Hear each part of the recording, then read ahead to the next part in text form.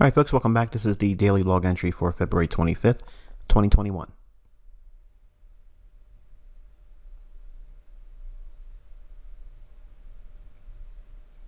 All right, so I mentioned there would be some concern if we traded to this rejection block here and then higher.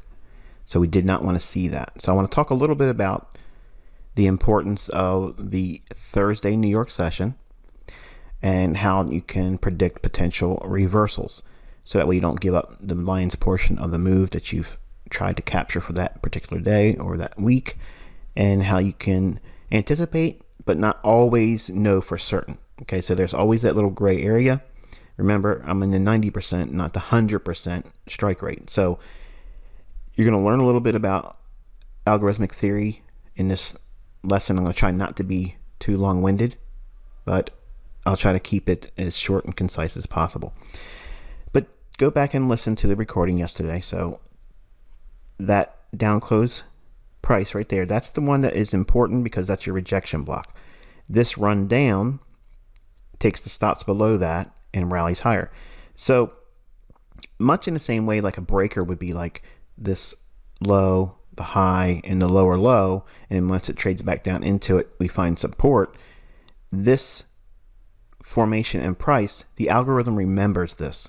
So it's the lowest down closing price in a swing that was broken on the downside, then rejects away. So your rejection block is that particular price level right there. So we're extending it through all these candles into time. If the algorithm goes to this price level, trades through, and then comes right back up, it's signaling that there could be potentially a reversal. Now this is further evidenced if it is also on a Thursday. And if that occurs, we have that same opposite end of the range phenomenon that takes place in the New York session on Thursday. So there's a lot of rules that the algorithm likes to follow, and these rules have parameters and conditions that must be met. And that's what makes algorithmic trading a little bit intimidating, I guess, for someone that's new, because there's a lot of things that you're not supposed to do and what you're supposed to do at specific times. And humans by nature are not really good rule followers. When we have this condition met, as I outlined, then it's concerning. And we'll talk about that as we get into the time of day and day of week study portion of this video.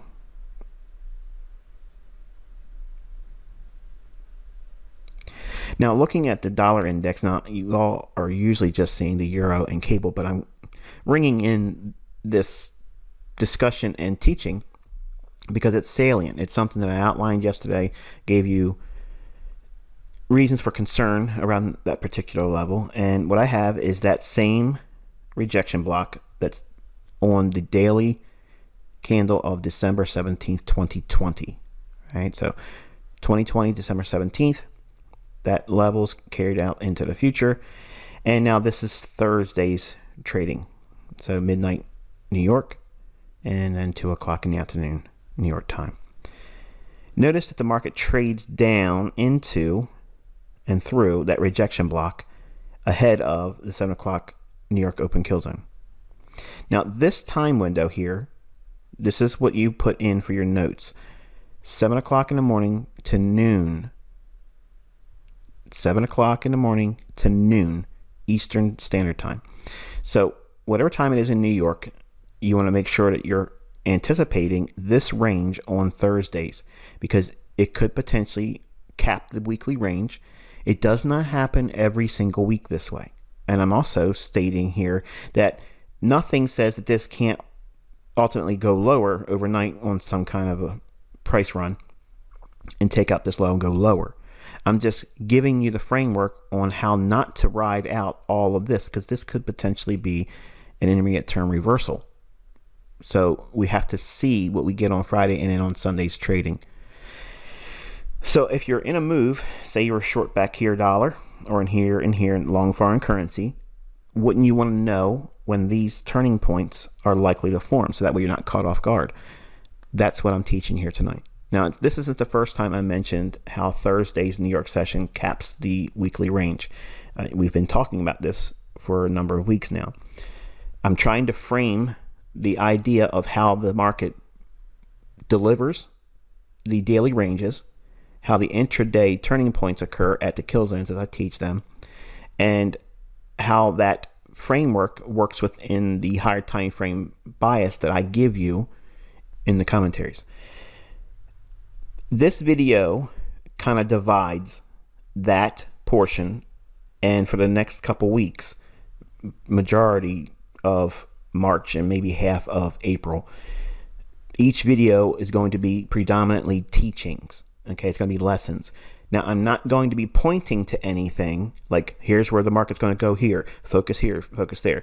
I don't want you thinking anything like that for the next couple weeks. Okay, now when I say couple, I'm not talking about two.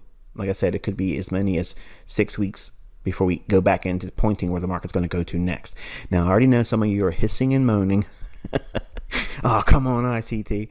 I need the time in the videos to teach the lessons because I've not really considered too much until just recently. The number of videos that you're getting now, it's overwhelming. Remember, you're only supposed to be getting a Wednesday video and a weekend video. And for charter members, they'll have another video. And I'll have it to you before we close on February. Last day of every month going forward, that's when the next charter member video will go. Okay, so there hasn't been technically a charter member video for 2021 yet. So the last day of February, the 28th, that is the day you'll get your charter video. All right, so the amount of content you're getting is a lot. So the question I'm getting is, where am I supposed to go? Because this is crazy. Like I already have a ton of videos to look at. What's the order I'm supposed to go in? And I'm going to say it again here so that way you know how to use your time going forward. The lessons that I'm giving you every single day, you need to be considering them as the most important. So right now, the real-time stuff that comes to you, that's the most important. You're going to hear things that you're not going to understand or have any understanding about the importance of it. So you're going to be recording those questions and concerns in your journal. The next videos that are the highest in importance is the 8 videos that come in each month's content. So you're going to study that because by going through those, it helps you understand from a foundational standpoint the things I'm talking about in these lessons. Do not feel lost. I got a couple emails from new members and they're saying like, this is way too much. Like I feel like I'm completely oblivious to what's going on and it's whizzing by me at 100 miles an hour. I'm getting scared and concerned that I'm not going to get this. It's only because you're brand new and I'm opening the floodgates here because this is my last teaching technically for the mentorship, and it'll just be community and companionship, in casual, Discord in our forum after this. It doesn't mean if you have a question, I won't cover it or make a video to discuss it. It just means that I have to dial back how much content I'm giving you. Once you go through the 8 lessons at your leisure, okay, digest all the old commentaries for each individual month and do them in the order they were given to you. Don't skip around. Go through them in the order they were given. That's the order to go through the mentorship. Okay. But the main thing is focus on what I'm showing you each day, except for Saturday because there's no videos on Saturdays. That is going to help you get up to speed quicker, even though it's going to give you initial confusion many times because I'm going to talk about something and it's going to feel like, what is he talking about when it comes to propulsion block? All those things. There's lessons coming for all of that, but you have to go through it in small pieces. And even in small pieces, you can see it's a lot. It's like drinking from a fire hose. It'll rip your face off if you're not careful. But I promise you, if you submit to it, you are going to come out of the other end of this year like completely transformed. You're going to have so much information, practical education that you've seen applied, and you'll understand more than just simply having, oh, I watched that video. You're going to see it. You're going to have more dynamic interactions because I'm going to start bringing in homework. Okay, so I have to make these videos shorter, and this one doesn't sound like it's going to be a short one, does it? But I promise it's not going to be that long.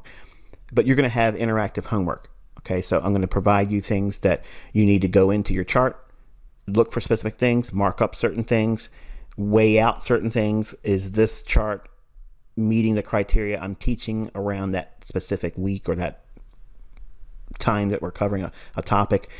Because it's going to give you, again, an opportunity to test yourself. And again, it's not about if I don't get what I thought I was going to get or my answers don't match ICT's, I'm failing. No, don't think that at all. Each time you highlight an opportunity where you're weak or your understanding's lacking, that is exactly what you want to be doing while you're in mentorship, which is why I say not to trade with live funds, because it can be very convincing to watch something that I teach you and you think, oh yeah, I know that. And then go into the markets thinking you see it, and then you get burned. And it's very, very demoralizing. It's hard for me to fix that negative feeling in students. That's why I tell you, follow the rules and don't trade with live funds. You are not missing anything, folks. I promise these moves happen every single year. Every single year, these moves, these are occurring every single week, month, day. They're there. But you have to get to the skill set of knowing what you're looking for, and then you'll be able to go in there like clockwork and just pull them out. You know what's going to happen, okay? And the lessons in month 2, I'm going to really sit you down and start breaking down how to find the days that you really want to be focusing on. I have not taught that anywhere in the mentorship yet. So again, I'm compressing a lot of bandwidth, okay, in a small little space of time. But it's going to feel like, wow, this is too much. Just endure it, okay? There's going to be plenty of opportunity to ask me questions later on, but digest it as I give it to you, okay? I promise you it's for your enrichment, and you will have exactly what you came here for. But at that 7 o'clock and noon time window, back to dollar, this is where we can get that weekly capping, or in this case, it's been weaker on the dollar, so it could create the weekly low in here. So there's a window of opportunity that the algorithm operates in. Now, generally, it's 7 o'clock to 10 o'clock in the morning. But all of this here until the close of London, this is the New York session. We will be reducing our focus from the 2 o'clock in the afternoon window to noon for the next couple weeks. So when we start next week, the daily log entries, you're going to notice a difference with this line here. It's only going to be focusing on noon, and I'll explain why that's important at that time. But it's a month 2 teaching, so anyone that hasn't paid, they won't have access to that. Okay, which also, let me put this in here real quick, and I promise I'll continue with the teaching. On the 27th of February, month 2 content forum area is going to open up to the month 1 members that are right now active. If you have not paid and your payment has not been processed yet on the 27th, even though you see the links on the forum, your username and password will not be active for that area. So if you haven't paid, you'll see it in link, but you will not have access to it because you didn't pay for it. If you don't pay by March 9th, you will obviously be removed from the forum. That doesn't mean you're removed from the mentorship entirely. It just means you have to have your payment paid by April 1st to restore your account. But if you make your payment after the 9th of March, you have to wait until the 27th of March before we do payments again. So rewind the video again. I explain it very clearly. Just know that you have to pay before March 9th to have access to the links with your username and your password for month 2. Don't think that they pop up and, oh yeah, I can get access to that now. No, you're just going to see it, but your links won't be active for you unless you paid for month 2. Okay. Anyway, so we have this rejection block here in this swing here. Now think about what I showed you on the daily chart that made this line up here. So this is that rejection block, the closing price on the candle on December 17th, 2020. Well, that same thing is occurring here. Think of this down close candle here as the same as that December 17th, 2020 candle on the daily chart. But we're looking at a 5-minute candle here. So the same phenomenon where the market dips below a specific price level and rejects, that's what this pattern is. So now we're below that daily December 17th, 2020 closing price. And this is what I said, where you don't want to see this, where it trades below it. And then watch what happens. It creates the low ahead of New York 7 a.m., rallies back above it, and then dumps one more time below that low, and specifically that closing price. Then it does what? It runs. It rejects that. So if we see this, in other words, if it goes below this low here and then snaps back above during this time window, this right here signals the importance of knowing what to look for when you can trail the stop losses real tight or take another portion off aggressively and have just a very small portion remaining on the trade just to see if it continues, or altogether just bail on the trade. Now, we don't trade dollar, but this would be an indication to collapse all, if not majority, of the longs you would have in cable or euro dollar. Okay, that's basically what I'm getting at. So the market does eventually trade back above, find support at that old rejection block, and then rallies aggressively. If you have this in mind each week, or go back through your data, okay, this is what you should be doing if you have time. Now, most of you probably don't have this much time, but if you have extra time and you're caught up in your studies, some of you are freaks and you go through information at a ridiculous pace, and you're going to be regretting that later on because you're trying to do too much, and there's no way you're recalling all this. Even if you're writing down notes, you're not retaining it. You're not thinking about it, meditating on the things that you're being taught. Like today, what's the significance of that 7 a.m. to noon? Why is that important? That's going to be discussed in month 2. But this right now is what I'm introducing to you for you to go into your charts and study that for a Thursday day of the week study. Just like when you can go through the charts and study the Tuesday day of the week study for the London Open. I want you to study all the Thursdays that you have time on Eurodollar and cable, which also, let me answer this too, because I get a lot of questions about this as well. Should you be doing other homework and daily log entries on other currencies? No. Just Eurodollar and pound dollar and the dollar index. Okay. Focus there. Don't look at the other pairs. You're here to learn. I'm teaching you how to read price action with this triad. Triad is the dollar and 2 closely correlated pairs, euro dollar and pound dollar. I know some of you came in here with your pet pairs and it may be a yen cross or something like that, gold or oil or whatever. Simply trust me, okay? Because everything I'm teaching you with these pairs, if that's your favorite thing to have, like a gold, an oil, and maybe it's pound yen or euro yen, say that's your 3 markets that you like to work with. Well, you've really created a reason to have a lot more study than it's necessary. And you have to follow along with what I'm teaching too. And think about how much annotation time you're using to make these charts to see how they relate to what I'm showing you. It takes time, doesn't it? That's also time away from you studying new lessons and then note-taking and then considering where you might find those answers by going through the search tab on the forum, because you can find a lot of answers in the commentaries. So if you start adding other markets on top of this, it's going to create such a burden. All it takes is a small little setback in your learning because you've done something you shouldn't have done, like trade with live funds while you're trying to learn how to trade. I don't care if you're profitable. You cannot trade with just pieces of what I'm giving you. And that's the trap.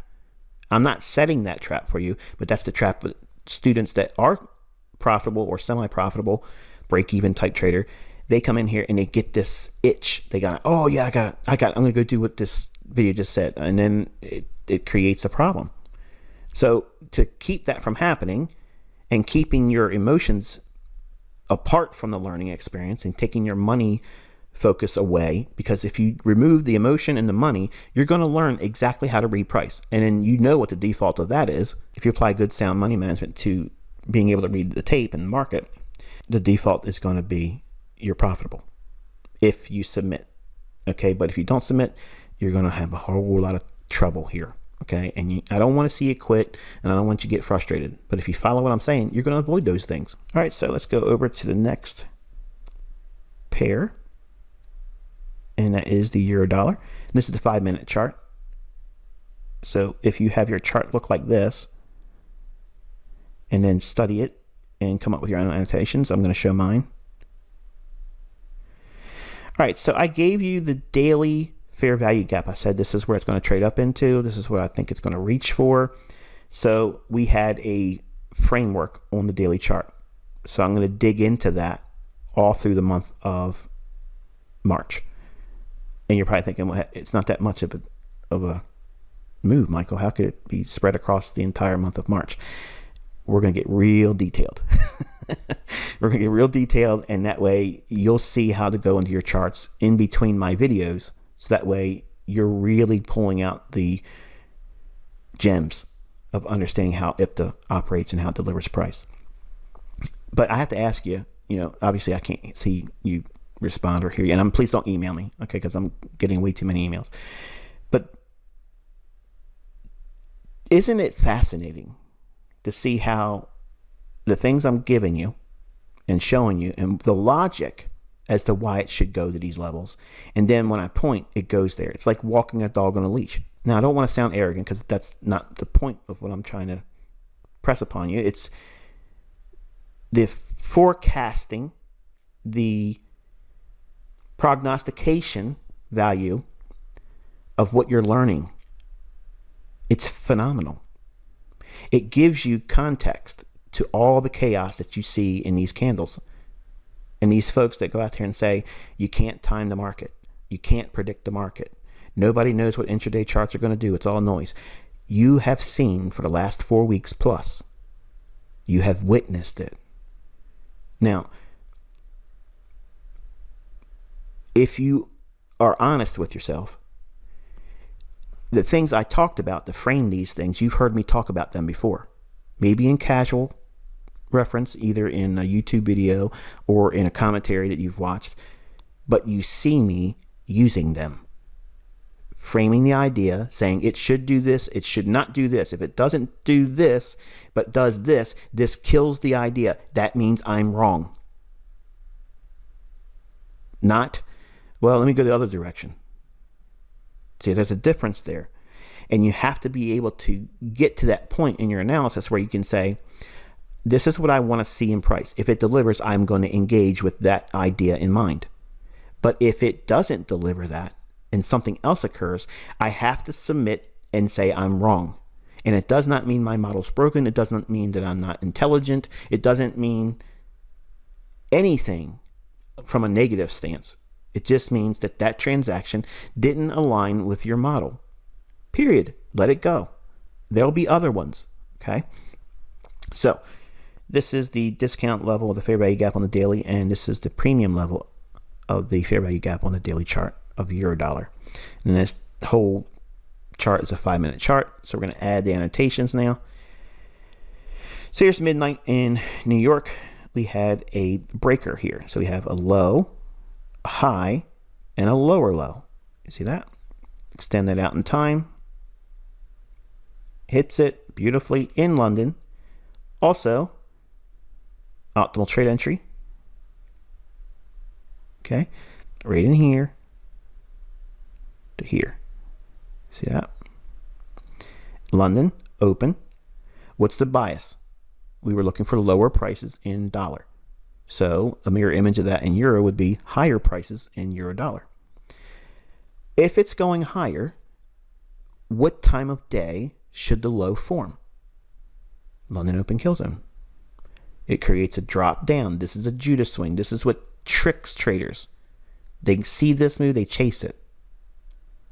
Price rallies, comes back in, institutional order flow, right in the heart of London. You see that? Why didn't it come all the way down here, Michael? Because we've already had a stop run down here. You see that? This was just a simple retracement back to the breaker. So the market structure is poised to have a real aggressive run. What's it going to reach for? The levels here I mentioned on the daily chart. That's our objective. That's terminus. Okay, this is where we think it's trying to reach for. It can go higher than that, but we don't care. We're focusing on this area here as a draw on liquidity. So if we're trying to buy euro we need to see weakness in dollar, which we saw. We need to see market structure support the idea that it's potentially making a low in London, and we buy it as it trades down candles. Price rally strong, and small little consolidation here, drops back down, fair value gap right here. Why not this one here, Michael? Because we had relative equal highs here, and it ran through. Think about the logic, what I'm about to say here, okay? Look at the difference between the time that price gets up here and makes relative equal highs versus these highs here, relative equal highs, inside of a run that just creates the potential low of the day in London. Then it runs through it. Is it likely to go up above these relative equal highs and go lower? No, the framework isn't there for that. We're looking for that lower run on dollar on its daily chart, at least through that rejection block that we outlined. So if it's doing a run from here just above here, that would indicate that we're bearish on euro dollar. That's not the mindset you should have here. When you see it trade through these relative equal highs, see, this is what gets, well, at least I see it a lot. People that look for relative equal highs, they see this and they say, okay, it's going to be a sell. It's going to short because the market runs through these here and it rejects. No, this is a speed bump sometimes. Here, it doesn't even respect it. Why? Because you're in the right direction or on side with the algorithm. So the market's pricing aggressively to get up into this area here, this fair value gap. It's defined by that daily chart. So the logic needs to be, yes, we anticipate seeing it run through here, but we don't want to see it come back even for a retrace to find old resistance, broken turn support. That stuff doesn't work in these environments. So buying it on the first return back into a fair value gap while you're still in the London open kill zone, this is institutional order flow entry drill. And you can be a buyer there and not be fearful that you're chasing. And this is also where those classic continuation patterns of a bull flag work. That's how you use the logic. And like, once you get through all of my content, you're a charter member and you find continuity and consistency in reading price, go back into a classic study of continuation patterns in like a book like John Murphy's Technical Analysis of the Financial Markets, which is the retail Bible for the average trader.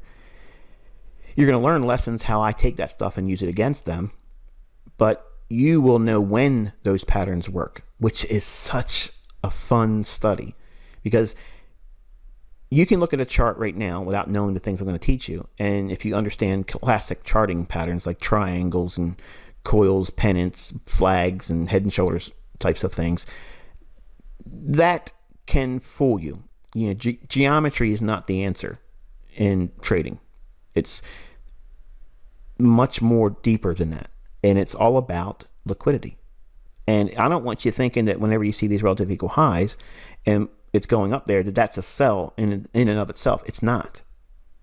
This could have easily went up here, paused without coming back down, created this scenario here, just in a smaller little fractal. Like everything that took place here where it consolidated for each 5-minute candle here, it could have created one right in here, very small, came back down in here and then rallied and again denied them any retrace back to this old high. So we want to see this opening here. Why? Why is that important? Because this is a breakaway gap. We are not trading the breakout. We're trying to buy it when it goes down here. We want to see openings in price like this remain intact.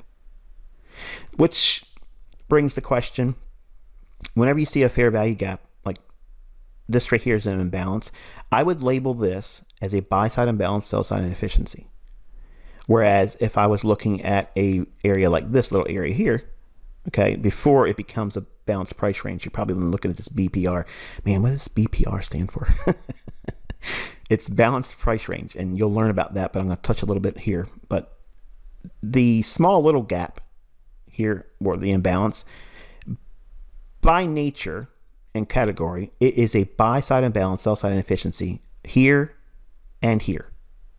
Okay, and that's the classification for it. But how do you define it?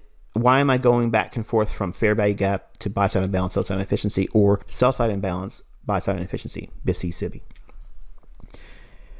If I'm looking at the time frame like I am here, okay, and I can see areas where there's a buy side imbalance, sell side inefficiency, that means it's basically a big candle up, and you can frame it with a candle before and after. So it's just a small little area here.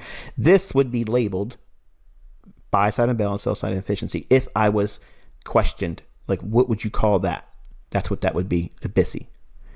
This is a fair value gap. Now, why did I say that and not call this a fair value gap? Because this is smaller in relationship to the range that's created here.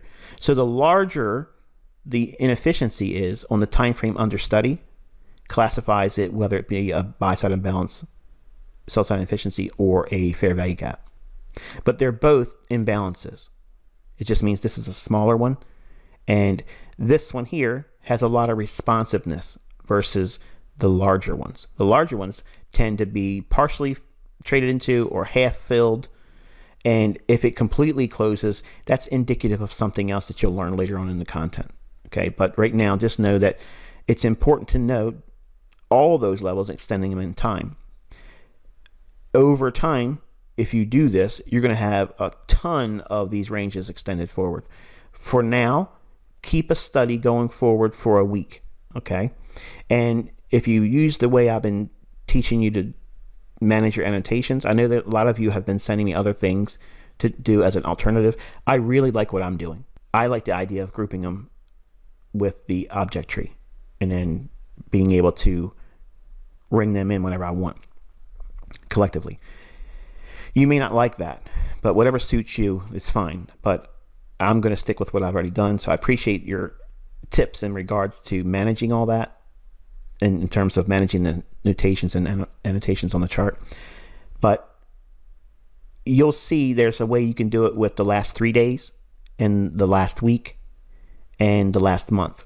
And I'll touch on that more as we go forward. But right now, do your best to manage the annotations, because you can turn them off.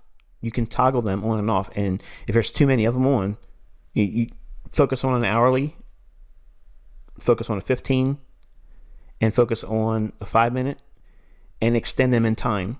And you'll see most of them are already going to overlap anyway. So like a 1 hour imbalance may have a smaller fair value gap on a lower time frame that's more salient to where the market's trying to draw to, and it may not need to completely close in the full imbalance that would be otherwise seen on an hourly chart.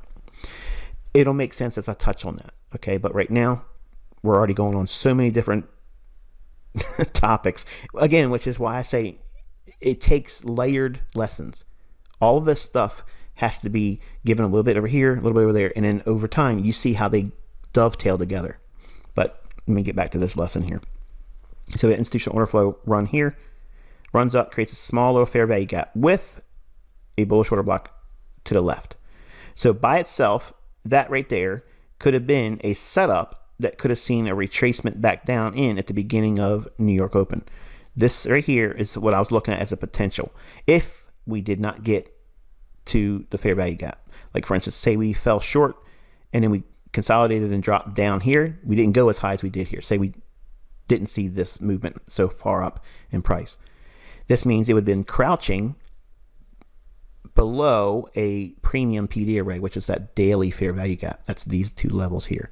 Again, remember what I showed you on the daily chart on Euro. Go back and look at your notes. On your daily chart, you should have that fair value gap.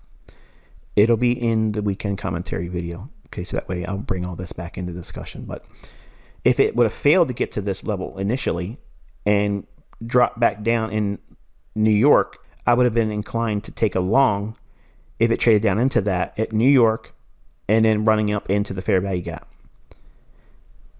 But because it traded up from here all the way up into the fair value gap, this becomes far less likely to be a factor for New York or even a trade for the day for a long.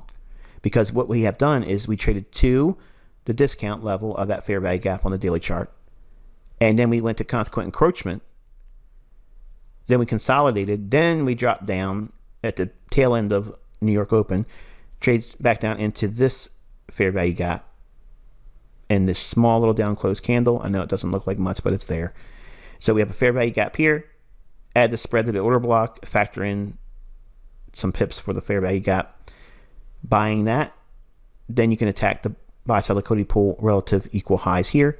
And it doesn't even completely close in the fair value gap. You notice that? But it does run the buy side liquidity pool. And it hits it at the beginning of the London close, 10 o'clock, which is the heart of New York session, 7 a.m. to noon. So we are at that time and day where this could potentially create the high of the week. Watch what happens. The market aggressively breaks down. So right there, you know that there is something going on. And if you're watching the dollar index, as I was showing you with my little scalping opportunity where I showed you how I monitor the dollar index on the left-hand side of my chart, and I watch the market under study and trading on the right-hand side. You can see the difference in how the dollar index was showing a willingness to resist going lower. And we're seeing that also here in reverse with it not wanting to go higher, and it really strongly breaks down. At a time, on a day, Thursday, where it potentially caps the week. In other words, this could potentially be the weekly high. Now think about that. There's going to be times when this forms and it does break down, but eventually Friday sends it higher. That's okay. But you're going to learn by going through your charts that this many times creates the high of the week, and that's it. Doesn't go any higher.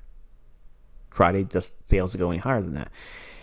What does that give you? What's the importance or benefit of knowing something like this? Well, it gives you the framework and logic as to why you should be taking your profits aggressively here, trailing your stop loss, taking majority of the trade off, and then leave a small portion on, because if you're wrong, it does go higher, then at least you got that. But at least you've taken off, or at least you took the majority of your trade off, and you don't get caught up in this big retracement lower. Now, it makes a lower low on the day. Notice that? Makes a lower low on the day than what we formed here in London. Does this undermine what I taught about making the low of the day in London?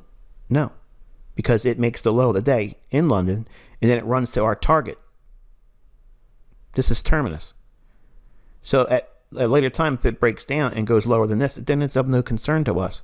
We're not trying to keep score and saying, ha ha ha, ICT was wrong. See that? It made the low of the day here. No, think about what's going on. The context is important, folks. The low forms, if you're bullish, to buy in the London open kill zone. The terminus, the target, where the draw of liquidity is, where's it reaching for? Where's your objective? What's your levels that you're holding for if you're long? Okay, how many times can I give you ways of saying it? The idea is we're trying to see it go up into here. Okay, and it did. If it breaks down once it trades there, who cares? You should have paid yourself along the way, and you should have really paid yourself when it ran above these relative equal highs, because that's offset distribution. They put these in here, and then once they pump it up above it, they're dumping it. They're selling it and distributing it there to buyers that want to buy, trying to capture a short because they see resistance here. London closed, 10 o'clock. Bam, hits it, and you have Thursday, day of the week. High of the week potentially forming. And then, boop, there it is. So what is this BPR? I know I've been probably driving you crazy. Can you just tell me what those three letters are talking about, ICT? All right, so we have the fair value gap here. You all know what this is. Okay, but watch what happens over here. One candle, single pass through. So we have a single pass with this range here that creates the fair value gap, extended out in time. And one candle singly passes through. Singly. Is that even a word? Note to self. Check and see. If it ain't, I just coined it. Okay. I got dibs on it. So we break through with one single pass through. Now what has happened here is the market trades on the upside, and then it trades on the downside between this level and this level. What level specifically? This candle's high, this candle's low, which makes the fair value gap. But when you have one candle pass on the upside and one pass on the downside between those respective levels, that is considered a balanced price range. We don't look at it as an inefficiency anymore because the market has done what? Offered both sides, up and down. Now watch what happens. The market trades right back up to that level. Look at the bodies, like a brick wall. Hammered, then sells off, attacks the liquidity over here. Because now anyone that's been long here, they're getting real happy, and all of a sudden reality hits them and they are not allowed to hold on to that anymore. It completely breaks down because of all the things I've discussed here. And I've already taught you in lectures before we got to this point. So there's a way to take what I'm saying and say, oh, it's hindsight. Oh, he doesn't trade in front of us. He doesn't give me the signals or setups. You know, he's fake. He's a fraud. He's this, he's that. Go back and listen. And I outlined all these things for you. The logic is there. Where the market's going is there. I'm not sitting down with you and putting you in the trades here. It's already abused as it is. I'm not going to do that much too. So back to the balanced price range. If we run up into this, to the top end, okay, the premium level of this fair value gap over here, okay, it can touch that and still get this response too. But many times you're going to see it do this.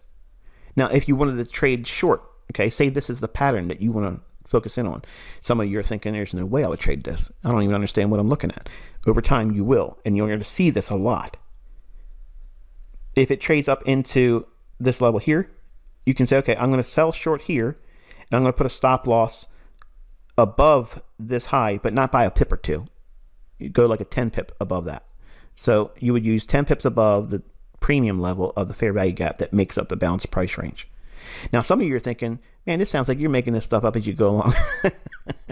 But the charter members are smiling right now. They're saying, man, this stuff still keeps forming. Like, it's exactly what he taught. It's in your charts all the time.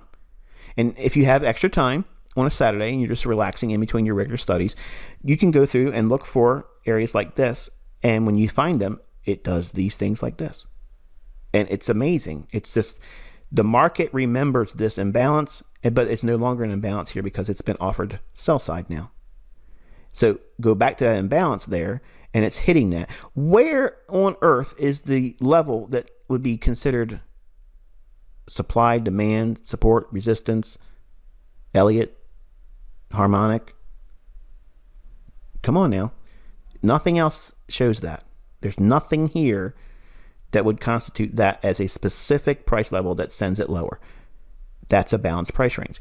That is also one of those things when I was looking at it, I was like, there's an algorithm that's remembering this imbalance, but it's been now balanced. And now it doesn't need to go any higher. It doesn't need to go higher than this to go back in that range because it's done its work on one single candle over here and another candle here. That's the key. If it's done with one pass up, one pass down, that's a balanced price range. Then you have the sell-off. Okay. Let's go over to cable. I already talked too much about this one. British pound. And here's your 5-minute chart. Frame yours like this before you compare and contrast. I don't have a whole lot on this one, just so you know. All right, so I gave you the imbalance on that daily chart in, I think it was Wednesday's video, where I showed you this level, the consequent encroachment, and in the low end of it. So the discount low, premium high, consequent encroachment, and then up above, somewhere over here, was the other levels that we were looking for as a potential upside objective.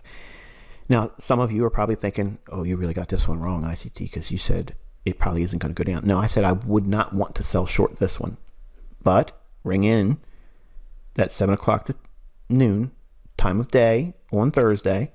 We have relative equal highs. Look how the market's finding support at consequent encroachment, whereas liquidity above here. So if it's going to go higher or if it goes higher to go lower, you need to be focusing here. Market trades above that and breaks down. Notice it's rejecting after it runs the stop. Before I put any more annotations on, I want you to think and see how this liquidity is attacked right there between 7 o'clock and noon on Thursday. So this could potentially be a reversal. We don't know because we don't want to try to pick a top in a strong bull market. It's just a critical thing for you to know, because this could have screamed like it did the other day, 200 pips more. Like, you don't know what it's going to do when it's acting like this. It's being uncharacteristic. Okay, so you have to identify those moments and don't arm wrestle that stuff. That's like trying to arm wrestle a rate decision and trading ahead of the rate decision. Like, you're gambling, just like non-farm payroll. You don't know what they're going to do. It doesn't matter what the data says. If the data says it should be bullish and they scream it the other direction, they're always going to have an excuse as to why. Oh, it was priced in. Well, you didn't mention that before. So anyway, don't get caught up this move here saying, oh, see, I missed this move because I was listening to you. No, because this could have not happened, and it could have had the opposite effect. And it could have ran, as much as you see it drop down here, it could have went that much higher. And if you're trying to sell short and you were arm wrestling it and not using stops or whatever, because some of you in here do that still, it could hurt you. And that's my first priority, is to teach you where you're going to screw it up. Because that, if you can reduce that, you have a better chance of being profitable. And being profitable is going to come in and out. How you hold on to profitability and not blow it out is by knowing the things I'm teaching you. How to avoid getting caught. Here is the 5-minute annotations on top of that daily levels. Long and open kill zone.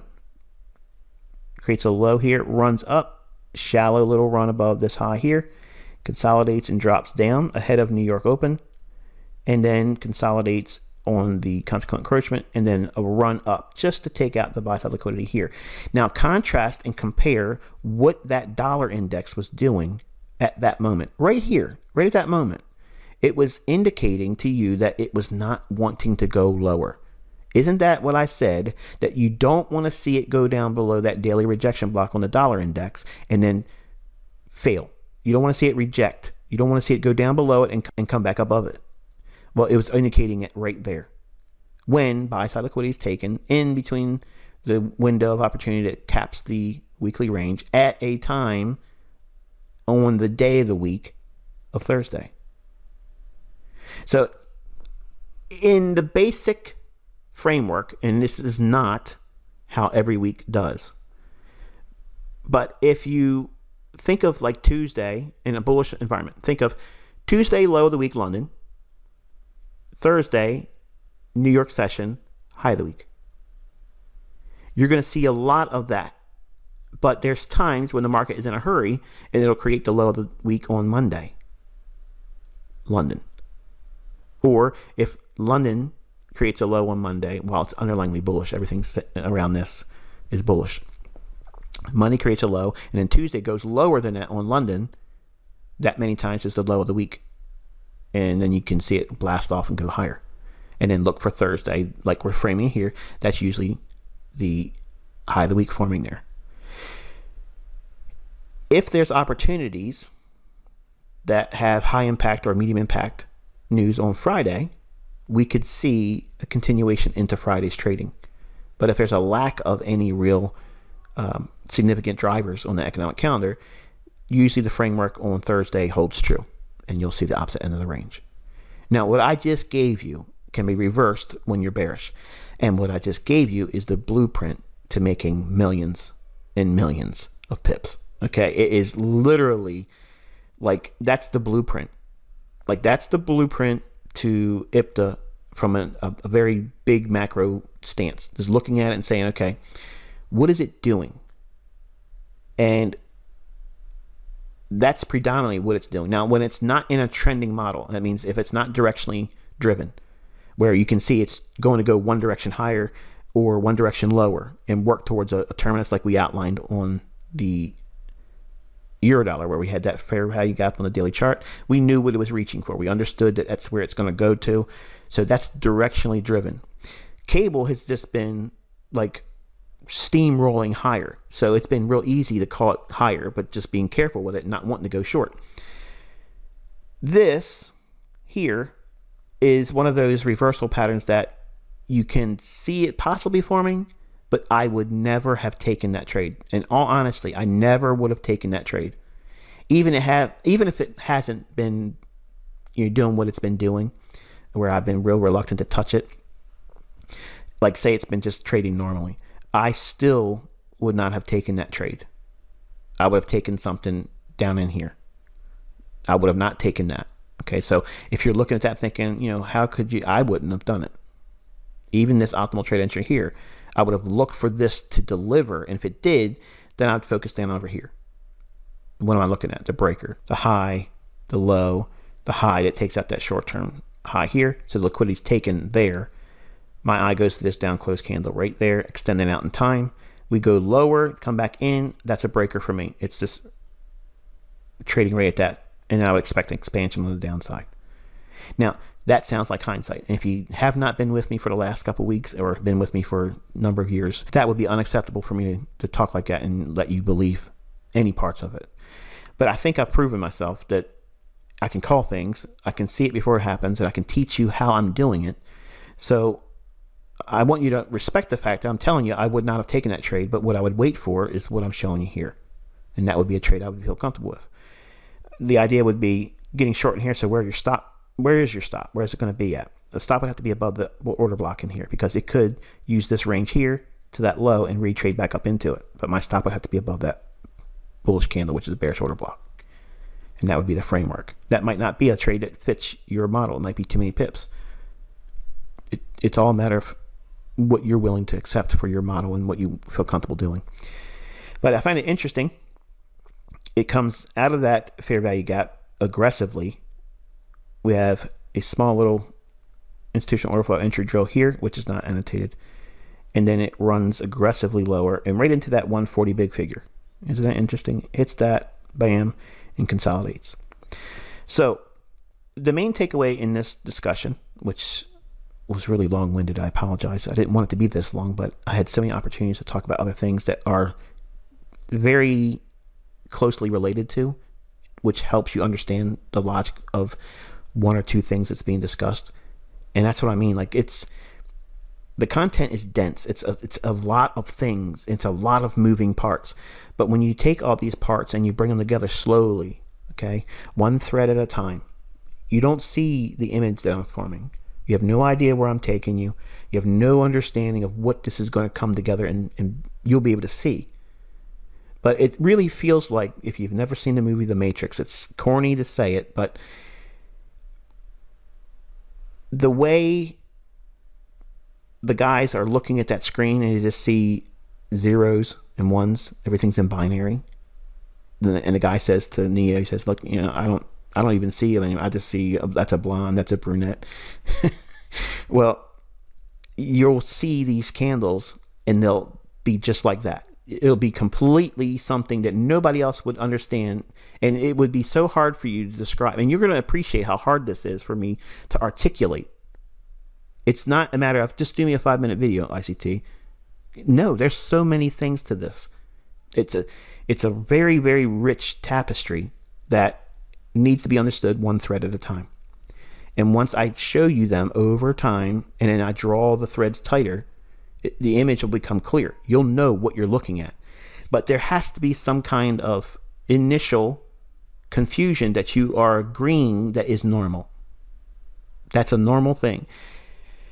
Over time, things will be drawn together, and then you'll start seeing, oh yeah, this is one of those moments where it makes sense for this to happen in the marketplace. And when it happens, and I've had a lot of emails this week, a lot of emails from students that just said, you know what, something just clicked and I'm seeing it now for the first time. And these are people that have been with me for a while, not just the members that just started last year or whatever. I'm talking 2017, 2018 group.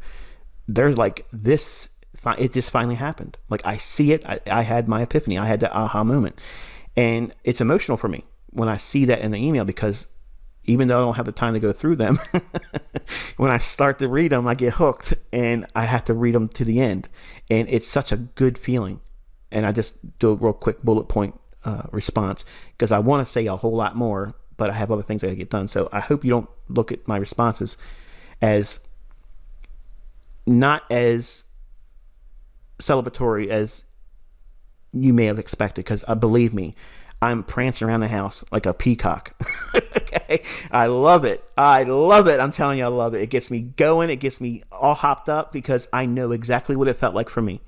And all of you are going to have that moment. I don't know exactly where. I don't know what it's going to be that makes it happen for you, but it's such an awesome feeling when people tell me I see and understand my model. I know what I'm looking for, and I watched it for the last couple of weeks, or I watched it the other day, and the first time it unfolded perfectly like I was expecting. And that is such an emotional experience. Like, you can't tell me, even those of you that had sent me that email, you're smiling right now and you're like, I know. But be honest, doesn't it feel like your email doesn't even scratch the surface to how good it feels? Like, it's amazing. Like, you feel like you're going to get a knock at the door. Like, someone's coming because you know something you're not supposed to know. I mean, think about what we've been doing for the last couple of weeks. We're calling the market before it goes there and turning where we want it to. Who else does that? Nobody does that. They get once in a while right, and they make a big grand stand about it. Look at what we're doing. This has been going on for decades with me. Quietly, under the radar, drawing no attention to myself.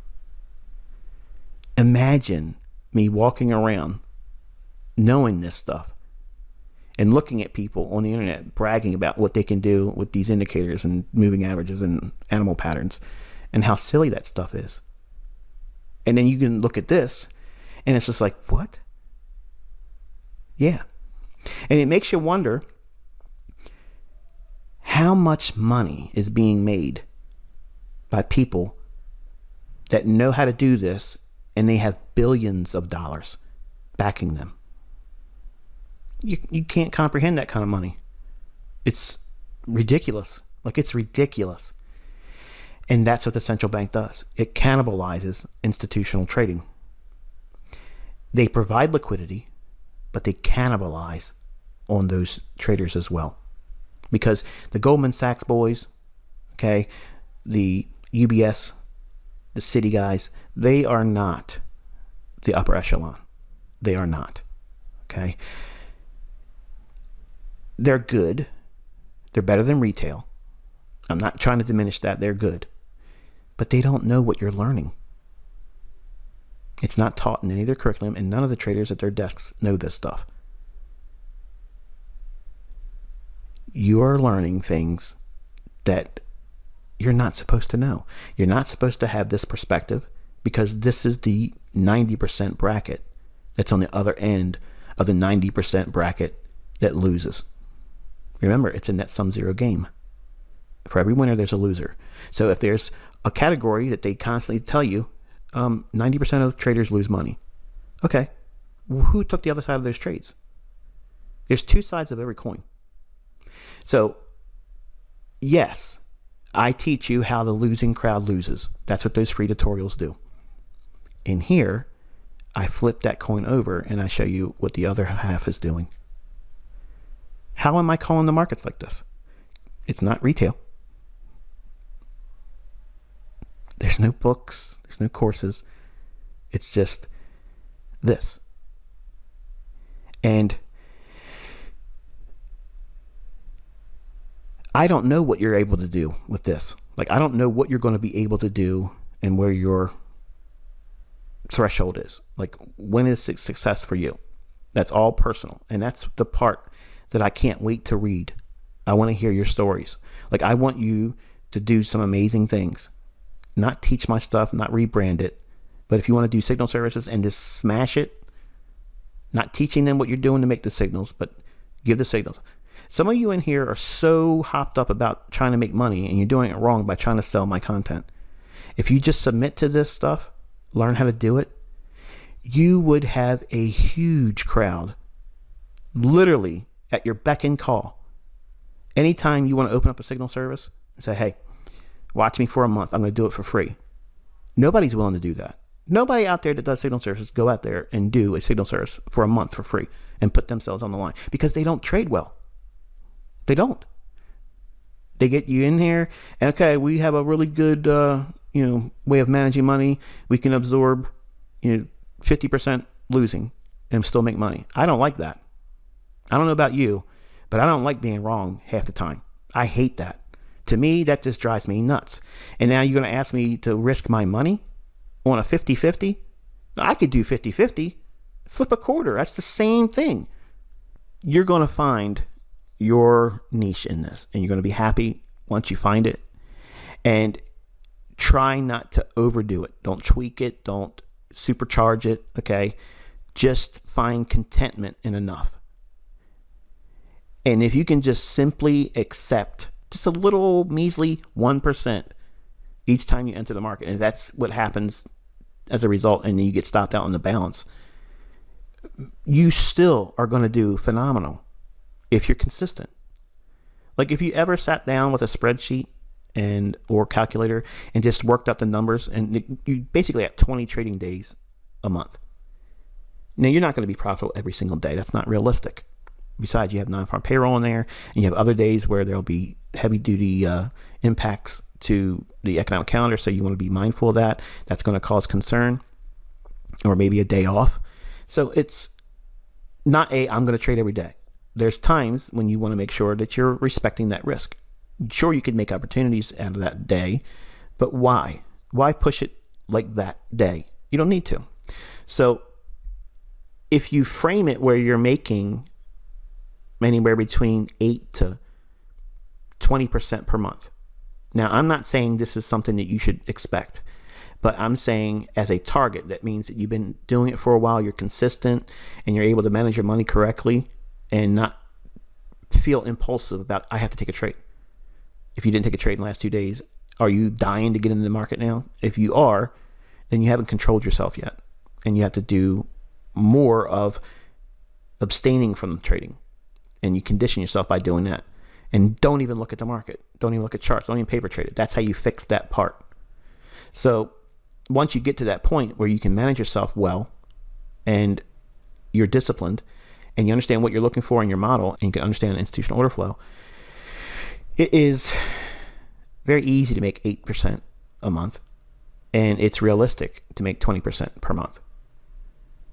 20% is literally 5% a week. Like that's nothing. Like that is literally nothing. You in years ago where we were trying to look for a certificate of deposit in the bank, I have a friend of mine that's family's very rich, and he would always ask me, what do you think this CD would be? And it would be like paying like 4%. You got to keep the money tied up for like 3 years or whatever. I said, why are you doing that? Like, you're trying to put millions of dollars in certificate of deposit, where if you just put your money in a currency and hold it for 6 months, just trading unleveraged, if you put $1 million in there and you trade $1 million unleveraged, like you would smash it. That's ridiculous returns at that level of money. And he's running around asking me about certificate of deposit. Well, he's now trading, but not doing discretionary trading like us. He's doing index trading with a firm. So they put him in an index and they just let the index rally, and they get all the credit for doing nothing. That to me is lazy, but if that's what is needed for him to finally get to the point where he falls in love with the profits of trading, that's cool. Because I'm trying to teach him to break away from that and do his own thing.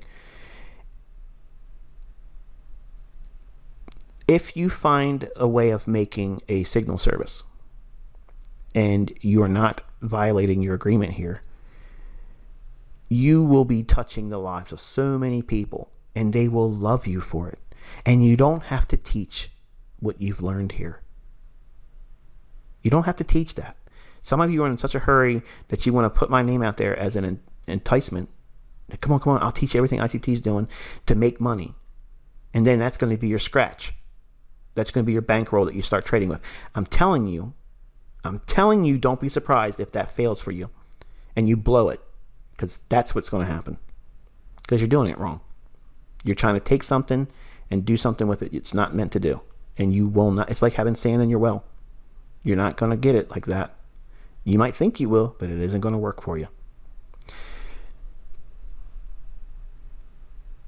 If you are a signal provider with this content and you're not teaching it, and you're just giving the signals, you will create such an enigma around you. It'll be like mysterious. Now, most people will be like really drawn into saying this person is lucky a lot, and they're going to come to watch you fail. And that's why you give them a month. And if you're consistently finding setups and you're delivering it with the results, their jaws are going to hit the floor, man. It's they're not going to see this anywhere else. And that's, if I had to start all over again, if I had to start completely all over again, no money, lost everything, what would ICT do? I would literally go on YouTube without any reference to me, and I would say, okay, I'm going to, and I would do it with text. You would not see me. It would just be comments that would come up on the screen. No talking. I wouldn't dress my charts up. It wouldn't have any annotations whatsoever. I would just put an arrow right where I'm going to try to get in at. And when it trades there, I put the trade on. And I would do that for a month. And then I'd say, at the end of this month, I'm going to make it available to you if you join this room. And I don't care if people copied me, because I know I would make a lot of money right away. And that would put me in a position where I'd have a huge bankroll. And then I would just do what I already know. And then I'm done again. How much time? About a year. I wouldn't have what I have now, obviously. I'm not saying that. But I'm saying, as far as being comfortable for the rest of my life, it would take me a year. And I would be using other people's money. But don't take my content and prostitute it to try to get that bankroll to make money to go start trading, because you're going to fail doing that. I promise you, you're going to fail. I guarantee it. That's cursed. Oh, don't give me that. You're going to see. You're going to see. If you do it the right way, you'll have a clear conscience, and you'll have every advantage on your side. And you have no idea how many people out there ask me to do signal services. Like, it's unbelievable. So and I know some of you aren't even interested in this, and that's the reason why I put a disclaimer up saying, we're going to be talking about things that are not really technical. The level of interest in people wanting to make money but not learning, they're not interested in learning. It's too much. It's too hard. I don't want to do it. Like, there's a lot of people that lost their job. There's a ton of people that lost their job. And they're dying for any way to make money in these markets. If you learn this, okay, if you learn this, you would be such a blessing to some. I mean, look, even if I advertised, say I advertised and I wanted to do a signal service, which I have no interest in doing. I want to dial back my activity. I want to go back to being reclusive again. But some of you are hot shots and young, and you have all this energy right now. If you can bottle that and put that into a signal service, you have no idea how much money would be coming to you. You won't be able to manage it. Like, honestly, you will not be able to manage that many people coming in, because they're going to tell people what they're doing, and they're going to tell people, and that's real multi-level marketing. That's the real way of doing it. You don't have to convince people. They're going to see it. That's the difference. When you really have something that's real, you give it away for free. Do a whole month of it. Let them see everything. Be transparent about everything. And man, you will see people throwing money at you. Throwing it at you. Please take my money. I want to join right now. And as long as they're making money, they will not care that you are not teaching them. So who's going to be in demand all the time? You are. They're not going to understand what you're doing, which is going to drive them crazy. Okay? It's a mystery. It's a romance because they're in love with you. They just can't separate from you. You're probably going to have people like literally, trying to find everything about you, stalking you, because they want to know everything about that person that's calling these market moves. And if someone is very, very, very creative in their marketing, like, man, you could literally mint yourself in less than a year and never have put a significant amount of money in the marketplace. or ever risk any more of your own money. Think about that. What's the rate of return if you give signals with a demo account and you make millions of dollars a year on subscriptions? What's the rate of return on that? It's infinite. It's infinite because you really are putting no money up on your own, but you are giving someone else access to a skill set that they don't have, and they have to continuously pay. Now, you can see how clearly I could have abused all of you if that was my nature or character, because I could keep you on this monthly dopamine, and most of you would keep paying. I don't do that. And signal services are meant for that. They knew what they were getting into when they sign up. So I don't think there's a conflict of interest there. It's a service. They want to be a part of it. They have to pay. But you are on the hook. That means you have to deliver.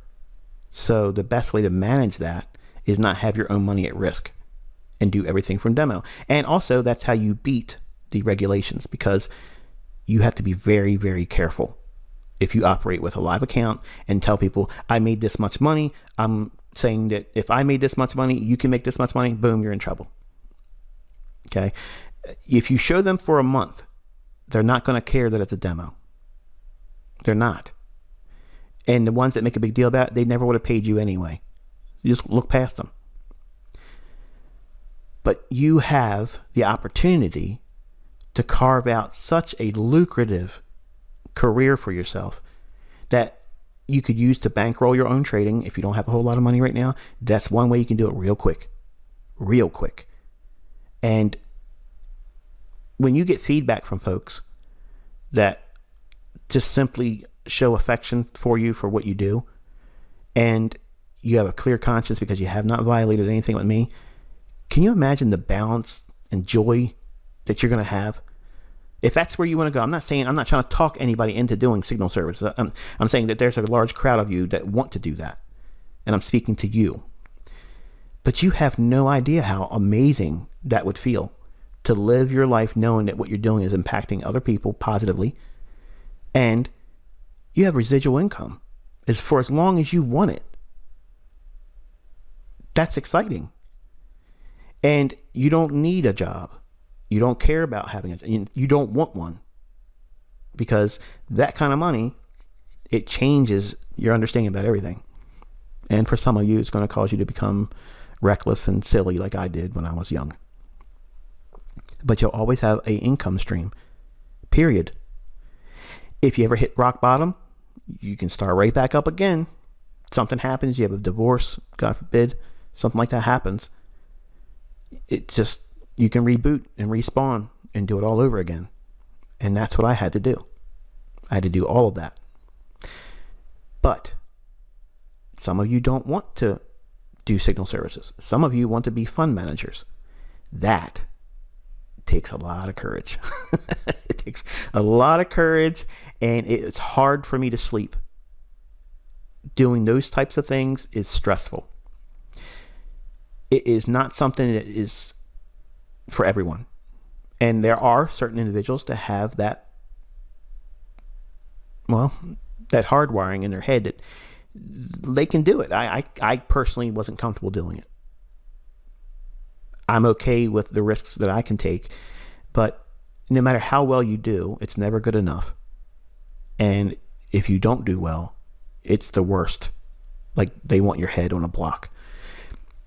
So it's a thankless career if you're going to be a money manager. Okay, if you manage funds, it's very stressful. But the quick and easy, dirty way of doing it that makes a lot of money real fast is the signal service. That will absolutely put so much money in your hands that it'll be easy for you to say, I don't even need to trade. I'll just call the signals and I don't need to take any risk on. And to me, I think that's the smartest way of doing it, because then you're not emotionally attached. You're just really working off of the objectivity of looking at the price. But it's going to feel weird when you see all that money coming to you. And if you've never seen that kind of money coming in, it can be very intimidating. and cause you to second guess yourself, which is the reason why you have to learn what you're doing here and stretch it out. That's why I said, man, a year and a half, that's about the minimum. And a lot of you aren't ready for that and don't want to do it. And I'm not going to do that. I'm going to go shorter. And you're going to fail. I'm just telling you, if you're going to do that, you're going to fail. And don't be surprised. And I don't even want to read the emails. I wish I would have listened. I don't want to read that. Okay. But I've appreciated all you guys sending me the emails that you've shared with me over the last couple of weeks. It's been encouraging. It's been remarkable for other reasons because of the stories that also have been shared with me. I haven't read all of them, so if I haven't gotten your email replied back, just know that it's hard for me to get to them. It's usually when I'm sitting with my phone and an email will pop across and gives me an alert, says so-and-so sent you an email. If it's a title that looks like it's intriguing, my obsessive compulsive disorder kicks in. I got to read it. And if it's not what I think it is, then I'll just save it as unread marked. But I've had a lot of fun this first month. And I know we have a couple more days left still, but I've had a lot of fun this month. And I hope that you've enjoyed this, but I also hope that you're preparing yourself for a whole lot of teaching now. You've seen a lot of this being used, and now I'm going to teach you a whole lot of theory and logic. And then once we get through that first wave of that, and then we'll go back to pointing where the market's going to go again, and then it'll be another wave of theory and logic, and then we'll do that throughout the year, okay? So that's kind of like the pace of what we're going to be doing. And I think that's going to be it for tonight. A little bit long-winded, but I enjoyed talking to you tonight. Hopefully you found this insightful. Until I talk to you tomorrow, be safe.